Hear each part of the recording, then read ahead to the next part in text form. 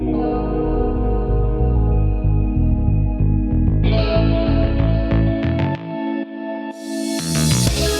would go to like Squaw Valley on President's Day, the busiest day, and go to Kinko's in Carson City and get like 1,000 flyers made. And they would say like, why are you skiing here when you could be in British Columbia? You know, and I would put them under specific cars that looked like snowboarders' cars in the parking lot. That was my marketing campaign. Like if it had stickers and like it was a shitty car, then they got one of those flyers, and son of a bitch, it worked.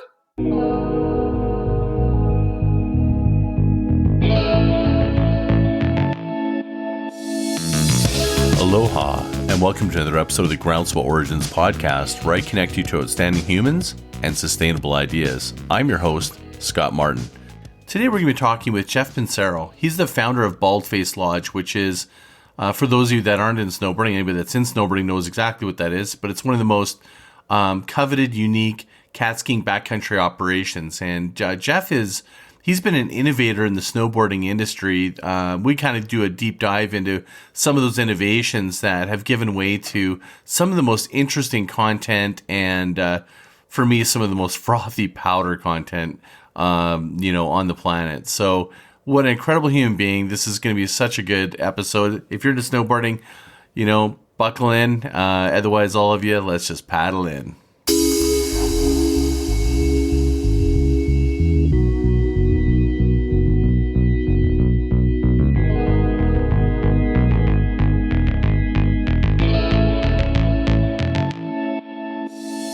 All right, we're paddling into another episode of the Groundswell, and here we are with the one and only, the guy behind Baldface, Jeff Pensiero. So I forgot to double check that, But I've known you for about 15 years.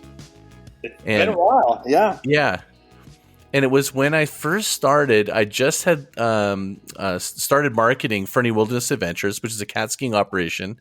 And Jeff's Catskiing operation is world-renowned, Baldface.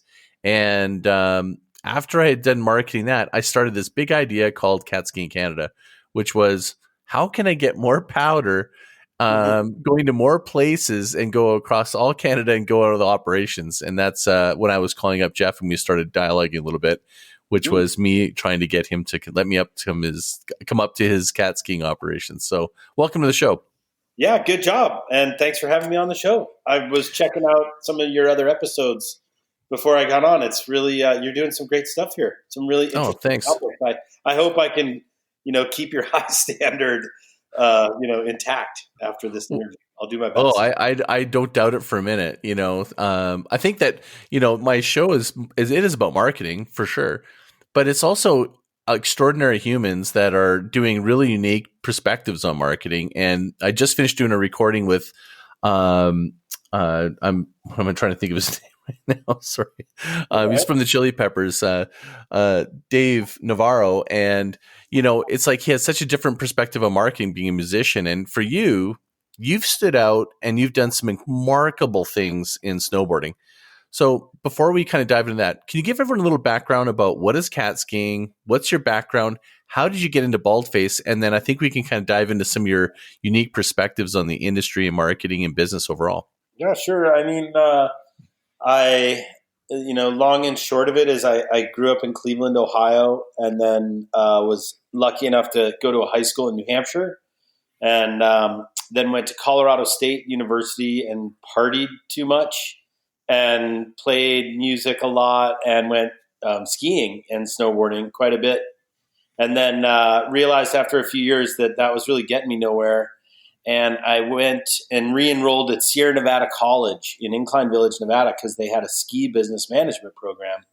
And I actually really enjoyed the courses and got a job as a tech rep for K2 back in the day. So I would wax all the skis for the pro races and the AM races. And, they weren't a big racing house then, but they did have some pretty good racing skis. So it was kind of really fun working with a long-standing rep in the Tahoe, a really mature market, Northern California. And just learned a ton at school and doing that. And then I left and I worked for a small company called Glissade Manufacturing. We made snowboards in Chico, California. and made some other brands like Crap. You may remember Crap. Maybe you don't. I don't. Yeah. Not that big a brand, but in that process, I got to learn how to like hire distributors and work with international agents and create teams and stuff. And so that was pretty rad. But as that started getting better and better, and some of the other brands that I was working with were doing better, I realized, being an employee is it was frustrating because I kind of really just wanted to steer the ship. And so I left that and didn't really know what I was going to do, but I knew I wanted to get back together with my old girlfriend from college, Paula, and she had taken a job in Nelson, BC as the editor of the little newspaper here. And I came over for a visit after not seeing her for a couple years, and we just totally fell in love again. And I went back down to Tahoe and was like, I got to find a way to be up there with her instead of trying to talk her into being down here with me. Because I don't know if you've ever been to Nelson, BC, listeners, but it is just the most magical place ever.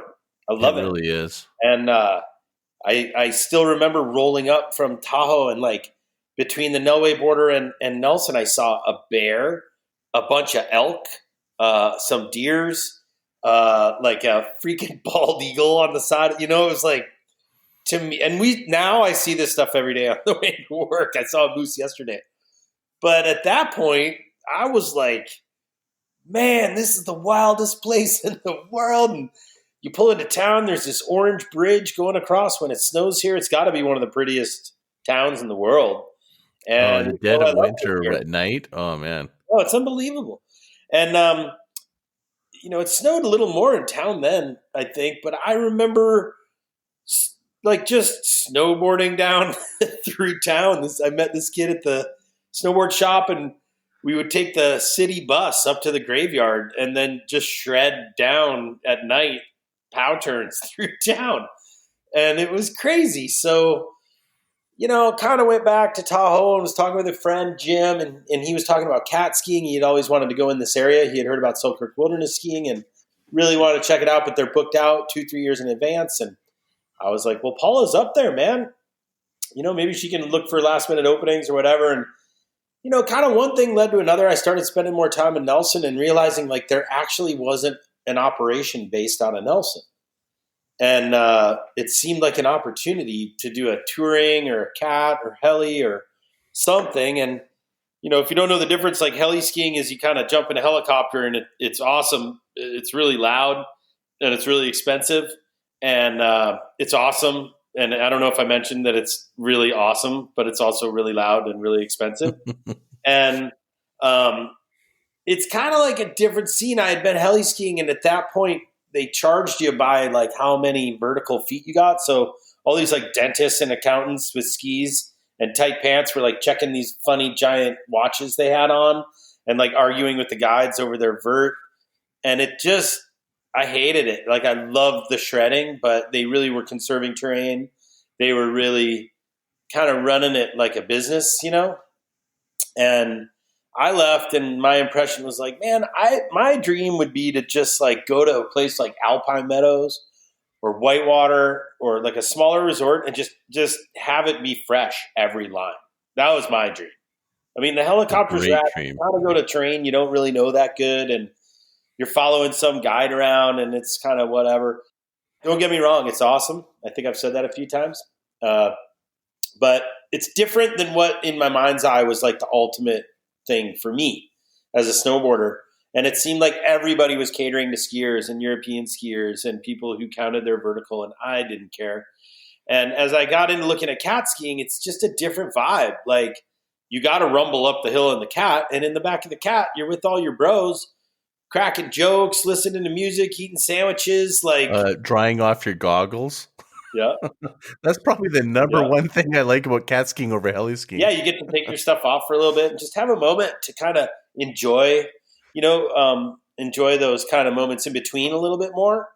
And so I started asking around Nelson a little bit, getting to meet some people. I met a guy named Tim Ripple, who's a multiple Everest summiter and an amazing guide, mountaineer, human. And he kind of steered me in a direction where he was like kind of thinking about a touring place. And I had been going all the way up to like where Chatter Creek is, looking at terrain, and Paula was going into the office here trying to figure out how to get a tenure or what that even means. And, I had a clue because, I went to ski business school, and I had like this kind of legitimacy of like intention when I'd walk into offices, like I wasn't just some dipshit walking in wondering what it was like. I kind of had a plan and had some legitimate questions to ask and, finding out the process. So we just kind of kept narrowing it in. And then old Ripple there had this spot, and, he ended up getting more into Himalayan climbing and stuff. And he was like, if you want to make a run at this, I think it'd be a great touring spot, but could be a cat spot. I kind of talked myself out of heli at that point.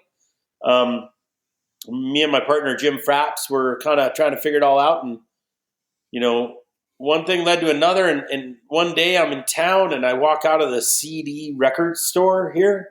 There used to be a CD store in Nelson. I think I remember it. Yeah, it was right on Baker Street. And I walk out and the most insane Sportmobile van was parked out front. And I was like checking it out. And then the door opens and Craig Kelly rolls out and like looks me right in the eye. And he's like, hey man, is there a CD store in this town? And I remember being like, yeah, you just parked right in front of it, Craig Kelly. He's like, all right, thanks, man. And he walks into the CD store. I remember going home to Paula and being like, I couldn't even explain it, and to someone who's not a snowboarder, it would be like being a reggae fan and having Bob Marley walk out of a van in front of you. Or Michael Jordan. Or Michael Jordan to a basketball fan. Craig had a certain presence that was undeniable, and as a snowboarder, it was definitely there was no higher level than the Craig Kelly level. So, anyways, I met him on the street one day and thought it was like this groundbreaking moment in my life. And slowly through time, I ended up befriending John Buffrey, and he started actually taking a little bit of interest in me. He saw me touring every morning and showing up at an Oso Negro to go out, and he was like, what are you doing out there? And do you know what you're doing out there? And we had just had a big avalanche up at Kokanee that killed quite a few members of our local community here. And so the town was quite shaken up. And so Buff took it upon himself to he's like, why don't I go out with you? I didn't really know he was like Buffrey and a big time mountain guide and all this stuff. And so I started spending some time with him and chit-chatting, and we became fast friends. And he became a mentor in a lot of ways. One day he invited me over to his house to have a game of chess and some tea, and Craig was there. And Buff was like, I'd like to introduce you to my friend Craig. I think he'd have a lot of good feedback for you. He spent a lot of time at Island Lake. And I walked in, and it was Craig Kelly. And Craig just couldn't have been nicer, man. I mean, I told him what I wanted to do and kind of where I was thinking. And it was like from that moment on, he was like on the team, helping me, telling me what worked and what didn't work and what he's seen in other lodges, and let's go check out the terrain. And the three of us with Frapps and Paula, kind of all the pieces to the puzzle just started coming together. And as I ran out of money quickly, my friend Arlie ended up talking the Foo Fighters into giving us some money. So we got checks from Dave Grohl and Nate Mendel and went and bought our first cat. And Craig Kelly was a guide with Buffrey, and we got this tenure where Tim Ripple kind of pointed us, and it all happened. You're rocking and rolling from the start. Well, I'll tell you, the days were incredibly long because we had nothing else to do other to work on. And you call some government person, it takes them 3 days to call you back, and you're literally sitting there waiting on a whole slew of events to happen, but you got to hear from government, And so it was, I say the days were long, but the years went by so fast, so fast.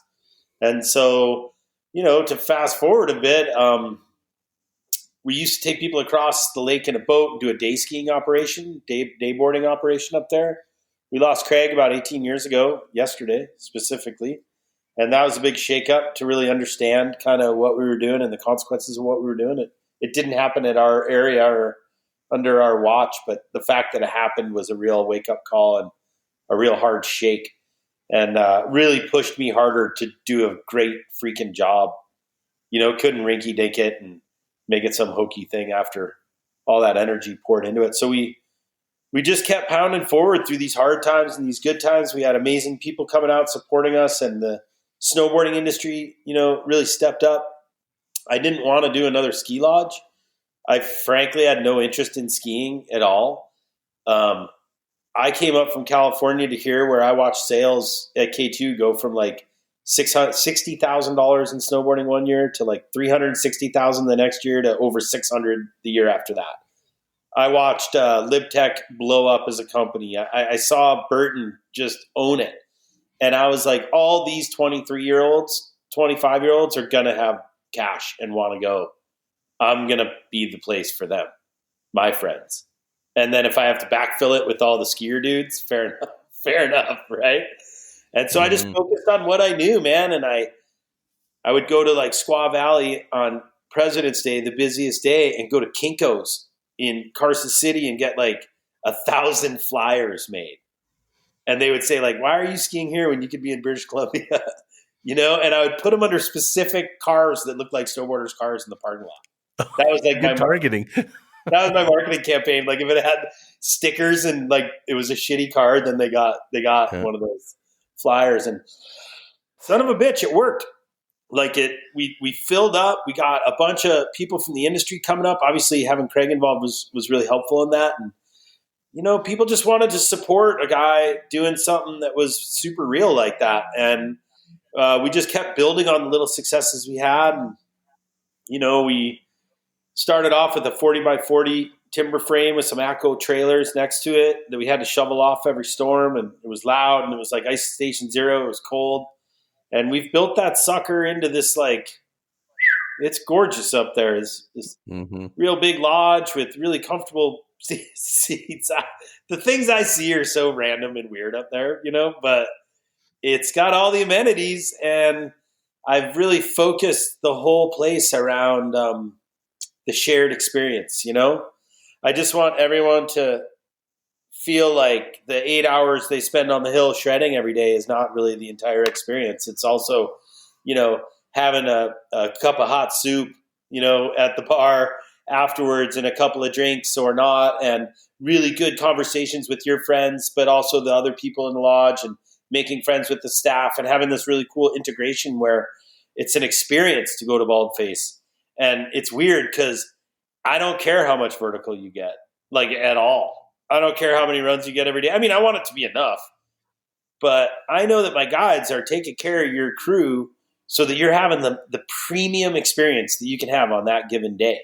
And if it's shitty down low and we got some warm weather in, well, we're still going to have a great time that day. We're going to find norths and only ski norths, you know, or we'll do what we got to do. We got enough tenure. We got a big enough terrain, big enough tenure that we can really move around. And so I think by fostering that shared experience, that connection, you know, now we're 21 years into it, except for this year, and 48 guests. We got 4 cats going. I've done the film shoots for countless numbers of people. I get to work with Ken Block on cool projects. I get to work with Travis Rice again this year on another cool project, and lots of Red Bull stuff and Monster and you name it. And it's amazing. You know, somebody comes up with an idea, we get to do it. And yeah, well, you've been innovating. Like that Supernatural project was cool. That was super radical. Yeah. But I mean, so tell people about that. How did that all come about? So Supernatural happened after a really, so Travis Rice is a very well-known snowboarder who makes these amazing movies, really. And he had a contest that he did in Jackson Hole years ago where they rode, it was kind of a free ride contest, really cool concept called Natural Selection. And then he wanted to bring it back, but on a bigger scale.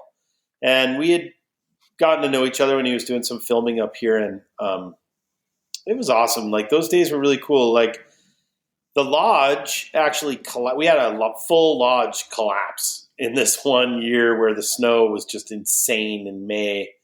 And like it collapsed on itself from the weight of the snow? Yeah. And there was we found a few errors and omissions from the construction at the time, and those people had to kind of pay the piper. But long story short, lodge collapsed while I had TGR out filming at the time what was the largest gap jump in the world for Tom Wallich. And Travis wanted to do this contest, and I kind of gave him free rein on this piece of terrain called Scary Cherry. It's a real steep northeaster with some really nice vert to it. And he had a lot of the vision, and I just hired some really talented lumberjacks and carpenters, and we cut down certain trees and built certain features where we took a 55-degree face and 50-degree face and added these platforms so that riders could sequentially hit these platforms and jumps all the way down the 2,400 feet to the valley bottom.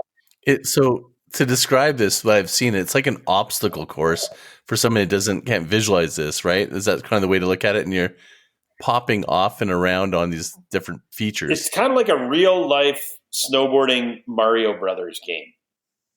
There's even better. Yeah. It's wild. You should check it out. It's on YouTube and whatever. But so, getting the chance to do that is like, as a business guy, it's like, well, now I get to work with Red Bull, Quicksilver, NBC, Allied Sports Entertainment, like Free Ride Entertainment, guys like Kurt Morgan, guys like Claude at Red Bull. Like, I got to work with some of the most amazing people in the action sports industry with that project. Dave Mateus, who is a event coordinator, he does all the Nitro Circus stuff now. And it made me realize that, like, it's such a gift to get to work with such talented people, because it elevated my network, and it elevated, like, when I have questions about things, the people that I can call are really, top-notch people. And a lot of them are tied back to that event or events like that we've done. And being cognizant of that it's, every chance is an opportunity to learn how to work better, work smarter, learn from other people's mistakes, hear about other people's mistakes. So I so enjoyed that process. It was incredibly challenging because, the lodge collapsed. I had to rebuild. We had to rebuild the lodge that summer. And Paula also had twins that year, our third and fourth. So we were all hands on deck for Supernatural for sure. And having a guy like Travis, I don't know, your listeners, if they know marketing, they know Travis Rice. But to have a guy like that involved with the project, when you have 4-month-old twins, they got to be of a certain character. And luckily, like, everyone that I choose to work with is somebody of just the top echelon of character. Meaning he would give the kids baths and help us out and do stuff. And, everyone on the kind of Baldface team is a real deep digger and a team player, including all the way up to Travis. So we've had lots there. Well, I think that speaks, there's a continuity I'm hearing here about how you've created escalation of results, and it's your network, but it's probably started with something that I kind of sense from both your story and what little I know about you over the years, personally, because we've never actually physically met each other, is just this friendly demeanor and getting. I think whenever I talked to you, you were very polite about not having met, but you were very clear about what your goals and objectives were, and it struck me that you were very clear and intentional. And that intention is what's guided you, and people have rallied to support you because you really were about, I think, the caliber and the quality of the things that you're producing. And I always admired that about you. Yeah, I mean, we didn't really have money to spend on the marketing. Like, when you look at what some of my competitors spend on their marketing and trying to just, I guess you'd call it acquisition cost kind of per customer, it's crazy. And I can't go up against people who do trade shows and produce these beautiful movies back. Oh, well, the best marketing is no marketing. I'm actually in marketing, and I recommend don't market if you don't have to. Advertising is tax you pay for being unremarkable. That's a great way to put it. I mean, I figure hosting some athletes and a filmer who's really artistic, who does great work, and I really appreciate their work, and me being on slope trying to help them get the best opportunities, that's the best money I can spend. And then maybe supporting their movie, with some cash afterwards or something, as opposed to the direct marketing organizations are the bane of my existence. They drive me freaking nuts. And, getting hit up to be part of something where it's a list of all the Catskiing operations doesn't really do anything for me, because it's kind of well, I won that because I picked the name Baldface. It's BA. I'm on the top of every list. So I don't need to pay to be on the top of the list. We won the alphabet war until someone comes out with, aardvark Catskiing probably next year. Well, you schooled me because I got to tell you, because I had the Catskiing account, I'm like, hey, you know what? We'll treat you differently, but I just want to come up and film and we can promote. And he goes, I see the work you do. It's good. I like it, but he goes, the truth is, Scott, I don't want to do anything that anyone else is doing. And I went, touche.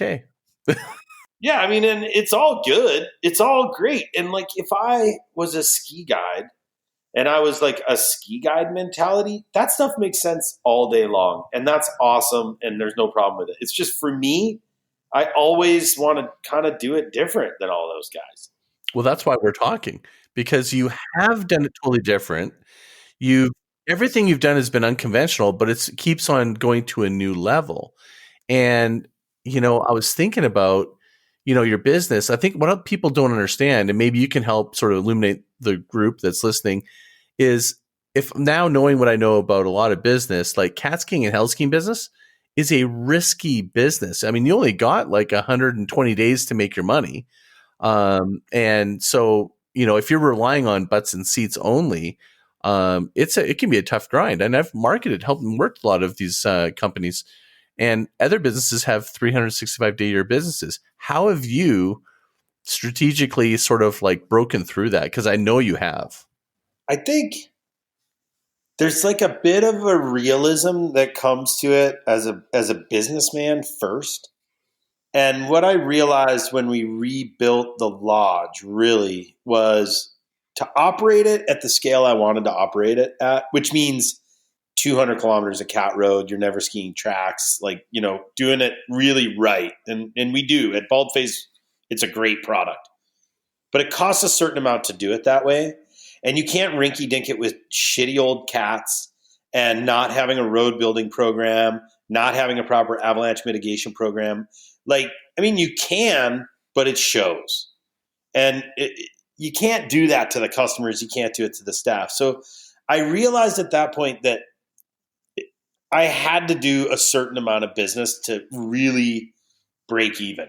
And if you look at it like, this is the most simplest of terms, so don't start a Catskiing operation based on what I'm saying right now. But you lose your shirt when you're running one cat. You lose your shirt and your pants when you're running two cats. You kind of make enough to buy like a hat when you run three cats. But when you run four cats and you do events and you pack the place and you're full every trip, you make enough to like go buy a boat that you don't need. You know what I mean? Yeah. And it's like, that's the difference maker right there. That's the difference between being great and outstanding. You have to fill can I swear on this podcast? Fuck yeah. You have to fill every fucking seat every fucking day. And that is like beginning and ending of the day is like, if I'm not full, I'm personally making phone calls, letting people know I got some space open in 2 weeks. You want it? And I sell it every time. You never see an empty seat at Baldface, ever. If Travis is up there and I'm letting him in the cat, he's an extra guy in the cat. You know what I mean? Mm-hmm. Because that's the difference. You're right, between being outstanding. I wouldn't sleep well at night if I knew I was sending out a couple cats of 8 people in them. I couldn't do it. I'm getting itchy just thinking about it right now. And so as a marketer, as a sales guy, look, safety, all that stuff, 100% is super important to the guides. And I hire the best and I give them everything they need. But to me, I got to fill that freaking lodge. Beginning and end of the day, that's what I'm there for. And then I hire really good people to make sure nobody gets hurt. I hire really good people to make sure, inevitably, when somebody does get hurt, that we safely and comfortably get them to further help. But personally, I realize if you got enough cash, you can get through all the problems. And the best way to get enough cash is sell every little thing you got. 100%. There's a lesson there. I mean, a lot of businesses that I work with, they don't have that same intention or intensity of leaning into that, and when a plane takes off and those seats, 1 or 2 seats are empty, you never recoup that. It's gone. It's like it's a product that costs you money. Yeah. And I see that all the time in business, and retail can be brutal because you're waiting for people to come in. But I feel like a barbershop or something, or even service business, if the trucks aren't moving and they're not clocking, what are you doing to fill it? And unfortunately, a lot of times what I think businesses do is they try to solve the problem with just like, let's just do more marketing. What I heard from you is a little different, which is it's a little more hand-to-hand combat, being resourceful and intentional and filling it in, not just relying on, our ads didn't work and stuff. And it's too much of a delayed response, I think, sometimes. Catskiing's awesome, or heli skiing. And I shouldn't even call it skiing because it's really like riding, I know. I don't know why and even cat skiing, the name, I've always I'm not going to lie, I've never liked it. I just wished it was like powdering or something. I don't know. We need to rebrand cats. We need to rebrand Catskiing. Yeah. But I think our business is awesome because I can tell you in October how many seats I got to sell for the year individually. And then it's just like ticking them off a list, right? If you're selling shoes, you got to kind of forecast how many shoes you're going to sell and what brands and what the season, when it's going to get cold, all that stuff. If a great piece of business advice, I think that I kind of have learned is, if you just decide what the best case scenario is and put a cap on it and achieve that goal, feel like a success, leave some money on the table that you can come back and swap up the next year, that's okay. It's a long play. I mean, this is 21 years right now, right? Mm-hmm. So I didn't grow from 12 to 24 to 36 to 48 like full all the time. I made there were plenty of times I didn't get it right. But you build on your success. You don't crumble because of your failures. And you find ways to get there. You never fucking give up. Like if you only did 86% that year, the challenge is to sell 13% more seats. Well, shit, you did 86%. How hard can it be to do another 13%? You know what I mean? Mm-hmm. Like we can figure these things out. Everything in bite-sized chunks is a solvable problem. And I think the chasing of the opportunity can also lead to the missing of the opportunity. Like set a ceiling and achieve the goal. And then you get the next selling season or the next opportunity to raise the ceiling. But I think a lot of people are playing the game and they're intentionally rising the ceiling while they're doing it. And God, what a stressful way to do it. You know what I mean? You mean they're expanding their expenses as they're getting more business? Yeah, it's like, man, especially in a seasonal business, it's like, look, we're going to sell 5,600 seats this year. Great. At the end of the year, it's like, shit, I think we could have done 5,870 if we just did, this and this. Great, let's do that. I just like setting goals and then achieving the goals. That feels good. Yeah, and it sounds like you did a little bit of backwards math all the time, which is, what do we need to do every day to accomplish that? That's it, man. Yep, you just got to push that stone up the hill a little bit at a time, and then soon enough, you're up there. So, how have you squeezed more juice? Because your marketing's been word of mouth, which is actually one of the reasons that you're on the show. Because reputation, I think word of mouth is the most sustainable marketing you can do. But the other thing I've seen from you, and you kind of alluded to it, maybe you can kind of touch on it a little bit, is there was more than just Catskiing butts and seats. I mean, you've been doing events, you've really innovated, and that's squeezing as much juice as I could. I don't know anybody that's got more going on, it feels like, at an event in that short period of time. It's pretty extraordinary. What's your philosophy? How did you come up with it? And what are you doing now? I don't know. I just think the springtime is kind of like the easy, fun time to do cool projects for me. And, as an employer or an entrepreneur, the real goal is to create jobs, good jobs. And so if I'm sitting there with a crew that's humming along and I'm killing it, like I want to keep it going. And so if Danny Davis has been doing Peace Park forever and I know Danny and I'm like, shit, Danny, I could give you the lodge for like the first 2 weeks in April. I don't have anything going on. I still got decent snow. Boom, we're off to the races. And next thing you know, I'm working like with Mountain Dew and Danny and figuring out with Burton what they want and how to set it up. That leads to bringing a I get to pick some of the people that come out. I really want Torstein to be out there because I just have so much respect for that guy. And that leads into a big photo shoot with Monster Energy, 2 years of it. It was called Light. It's an amazing project we did. Brought out one of the best cat drivers in the world, Charles Beckinsdale, to build these jumps. And all these things just keep leading to more opportunity, where it gets to the point where, like, I want to do something this spring because we're real slow this year. And it's like 2 phone calls, and everyone's like, yep, JP, you want to do this? Okay, cool. Yep, here you go. And it took a few years to get it there. But, when you get a reputation of treating people right, sticking to the budget, accomplishing the goals that you set out, it gets easier and easier and easier because your reputation precedes you, You strike me as a bit of an artist where you're never really satisfied. You're innovating, but you're kind of like, some of the stuff I've seen that you've put out, like I remember once you put some sort of, like, it was fun. I can't remember what it was. It was so funny. It was a comedy sketch, but it was your like season intro for the season or something. I don't know. Yeah, we did some really funny ones over the years. One time we did this really good one that was like the Beastie Boys video from Sabbath. That's it. Is that the one? That's the one. People still remember that one. So we did that. And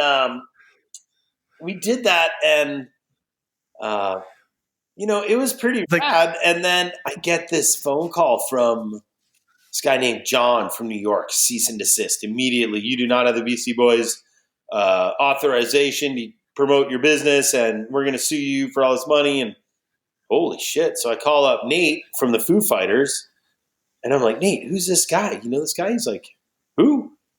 John something? He's like, yeah, he's our manager. I'm like, he is? I'm like, can you?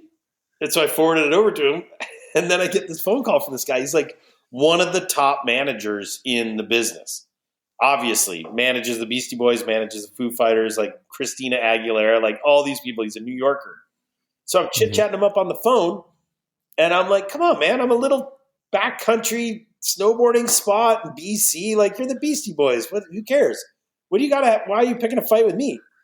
And he's like, look, landmark case in trademark law was the Beastie Boys against Monster Energy when they used the Beastie Boys song without their permission to sell this energy drink, and the guys in the band are not down with that. So this turned into what, and I didn't realize it, but it was between Coca-Cola and the Beastie Boys. It was a precedent-setting case that went all the way to the Supreme Court back in the pre-Napster days of people stealing music for advertising.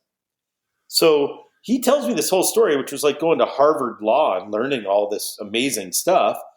And at the end of it, I'm like, okay, well, we're not them, so we're cool. And he's like, no, take that shit down. So I was like, God, you're kind of a dick, man. Nate said you were cool. He's like, I am cool. He goes, my next question is, how's your availability next year? I got to come out and see this place. And so then the next year he came out. He's been out a couple times now. Super nice guy, loves what we do, great at his job. But okay, hold on. He could have easily just circumvented this because he was trying to protect his case. Yeah. Because it could get reversed, right? If they accepted that, that's it. You could have done it for $1 licensing. That's it. That's all he had to do. Well, he didn't do it. He says the Beastie Boys don't license their music.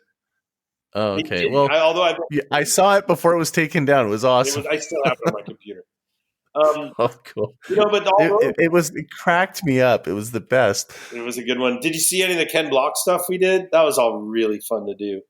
I mean, you have to remind me. He's the guy that does the motorsports guy, right? Yeah, Ken's amazing, and like he built a Ford Raptor with a crazy motor, supercharged, and put like snowcat tracks on it where the tires go. I think I have seen this. I saw it, and I put up on Facebook. I was like, does anybody know this guy, Ken Block? Because that truck needs to come to Baldface. And like 2 minutes later, my friend Belly Pellegrino from Utah's like, yeah, I know Ken.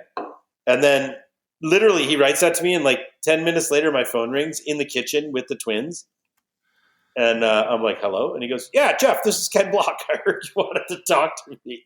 I was like, wow, Ken, I'm a big fan. I can't believe you're calling me. He's like, well, what's up? And Ken's a great guy, but kind of intimidating, you know?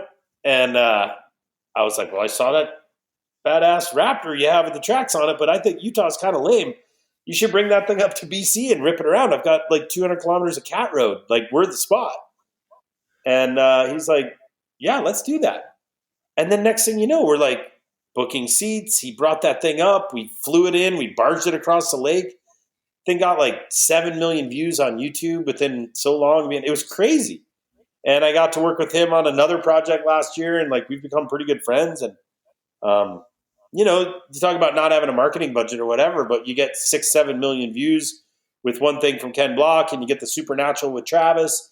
You get the Peace Park with Danny Davis. You get a couple TGR shoots in there, a little bit of coverage in the national media and international media. Next thing you know, like our place is like this iconic place that, when I get calls from the New York Times in the travel section when they're doing something on British Columbia, and they're asking me, if I have any photos or who the person is or whatever. So, you just keep building, stacking bricks, one success at a time. And there's another thing I heard here, and a couple times. Now tell me if I'm on mark or if I'm off, but I believe in the power of manifestation. And, I think you've manifested a lot of this because you put it out there. Like you literally are, whether it's like you said it verbally, or you made a remarks on social media or something. And many times business owners, they think of these things, but they don't take any micro action or even just kind of put it out there a little bit. Because I feel like that's probably what's led to a lot of this. I mean, it was sort of like someone knew someone that knew someone, right? I remember sitting there shortly after watching bald eagles and elks jumping around when I drove into Nelson 23 years ago. And I remember just being like, there was a moment where I was like, oh my God, what am I doing here? I think it was when Paul and I were really hitting it off again. And I was like, what am I doing here, man? I'm from Cleveland. I should be working in like a vacuum cleaner plant or something right now. Like who am I? And I remember, and when I met Craig and when our relationship became like, he was like a friend, like a mentor, like we chit chat about stuff. And we became into parenting at the same time, and watch a Buffrey age, and like all these things that I've gotten to witness. It's just like I remember thinking, why not me? Like somebody wins the lottery every freaking day. Like why doesn't good shit happen to me? And then it was like, yeah, good shit can happen to me. That's not so unbelievable. And I kind of just kept putting myself in the position to be like, what's going to blow my mind today? You know what I mean? Like, what's the next good news? And I just didn't spend too much time obsessing about the really hard stuff because I guess I just expect everything to be really hard. Like if it sounds like this was an easy path, that's a total misnomer because this has been so hard to build this place. And I've dug so much deeper into my character than I ever even thought I could without hitting bottom. Still, I've learned so much. And at 51 years old, I still feel like a wet behind the ears baby. I'm shocked at what a person can do in a lifetime. And I think a big part of it is just to have that mindset of like, if I buy a lottery ticket, which I don't, but if I ever did, my guess is I'd win. You know what I mean? Like, that's you're manifesting your luck. I love it. Yeah, I mean, why not? Why not? Yeah, I would. Absolutely, why not? Would kind of have that mindset, because if people think it's not going to work, you've already predetermined it's not going to work. Yeah, well, it reeks. You can smell it a mile away as an employer, as someone doing business. You can just tell when someone's kind of mailing it in on a shitty idea that they're not even really believing in. You can see it a million miles away, Totally. It's the energy that they give off. Yeah. Energy is totally there. Like, and it doesn't matter if it's, our voices have energy. I've been on this app called Clubhouse. I don't know if you've heard of that or not. I haven't. Have you heard of it before? I have not. No. So it's like a voice only Instagram. Okay. And it's just blowing up and it's awesome. It's actually the only social media I like. Oh. Not because it's new. It's because people are genuine on there. They're not liking stuff and just consuming content. You're actually having conversations. Wow. And I'm just having meaningful connection with people, which is awesome. But the most important thing I'm getting from it is the amount of the energy you actually feel in real time, like you and I are having right now, or if I was on that app talking to somebody or on the phone, it's very different than when you're consuming content that's already been pre-recorded. It's not lively, and you can't actually have this other sense about it. You know what I mean? Like it's intent. Like, are you mailing it in? I guess you can on video sometimes, but you know what I'm saying? I do. I got to check it out. I'll have to check out Clubhouse. It's invite only. Oh, I'll send you an invite. Yeah. Well, it's like on beta right now. It's like, so if you get in, it's a great time to get in because it's like almost like being, ahead of when Instagram was in beta, for example. It's going to be absolutely massive. I have a hard time just keeping up, and I'm losing my grip as an older guy now, and watching my teens and the way they interact with technology. And like my inbox here, I'm looking right now. My inbox has 3,700 unopened emails in it right now. 386 unopened text messages. I just kind of, people call me. You're a pretty popular guy in your world. I got to inbox zero, and it took me a whole 4 days solid to go there, and I've been there ever since. I want to spend really high quality time with my computer as a tool. Same with my phone. And then I want to put it down and go use other tools. I can't do it at the same time. So I've really been like, I have a good mindset of like, I want to be really present with everything in my life. And so like, I look at that 3,700 with a little bit of a smirk, because I'm like, every one of those people that needed to get in touch with me got in touch with me. I don't need to go back. Mm-hmm. And at some point I'll just be like, okay, I'm going to start another email address or whatever. And it feels so good to do it, because it's a bunch of solicitation and a bunch of like shit I didn't sign up for. And there's so many ways to get in touch with people now. Not to over sort of like try to sell or even try to convince you about Clubhouse, but that's what I like about it is you have to be present. Nothing's recorded. Oh, yeah. And I think that's what I like about snowboarding and, basically being in the backcountry is I have to be present. I'm nowhere else. I'm not thinking about work. I'm not thinking about whatever ails me. I'm thinking about how am I going to rip through those two trees? Yeah, I love that. So true. Yes. I love that. That is definitely one of the things that I can relate to with Baldface, where I kind of preach like the beautiful thing about it is it's all this shared experience and all this stuff. But when it really comes down to it, like you get into this animal mindset of being present where it's like, you're not thinking of, should I go on the left side of this tree or the right side of the tree? You're just like around that fucking tree and onto the next one and onto the next one and onto the next one and onto the next chute and cliff and whatever. And that is so rare for us now, to have confidence and be present in the moment and have actions that have consequences and then rise to the challenge repeatedly over and over and over and over again until you get to the bottom of a run. And after these great peak experiences, the first thing that goes through your mind, Scott, I guarantee it, is, I can't believe I just did that. Mm-hmm. I just strung that together and didn't eat shit, hit a tree, get something in the eye. Like, this is amazing. And what that really is like this kind of like, you just forgot that you're a finely honed, a product of evolution, of generational knowledge. You're the perfect pinnacle of all everything leading to that moment at that time. Of course you can dodge trees left, right, and center. You could probably learn how to do it better. That's what's so amazing about tree skiing and snowboarding specifically, I know so many people go up and they go, oh, I just want these wide open spaces. And I'm like, no way. I love the accomplishment of elbows up, snapping a few twigs, but making it through and then blowing a big turn because I have way too much speed, but I made it.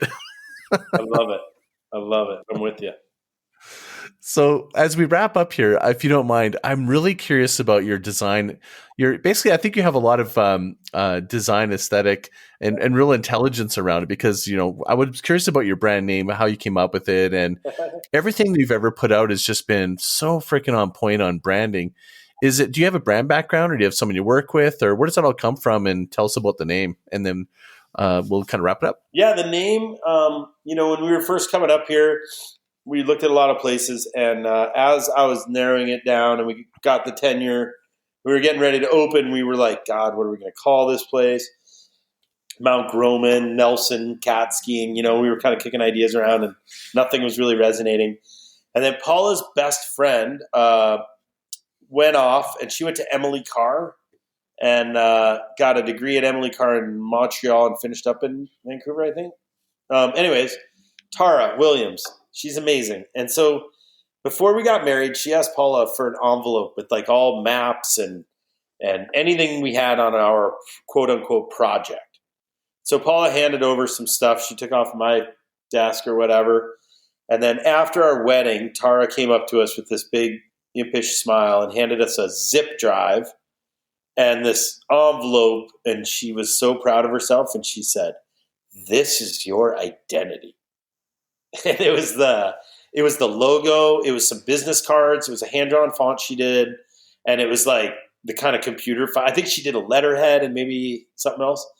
And that's where we got the logo. It was a wedding present from Tara. Unreal. And Baldface is the name of one of the drainages within the tenure. So she just picked that because she thought she could work with it. She saw a picture that, vaguely resembles our logo on Mount Cuban, but it's there. And so we kind of had a way to start off. And then my wife, Paula, she was actually the photo editor of a magazine called QR, an old backcountry ski magazine out of Tahoe. And then she was the editor of the newspaper here. So she had a lot of experience, in Photoshop and whatnot back in the day. So between Paula and Tara, and then I have an eye for that kind of stuff. I did a lot of branding in the snowboarding world.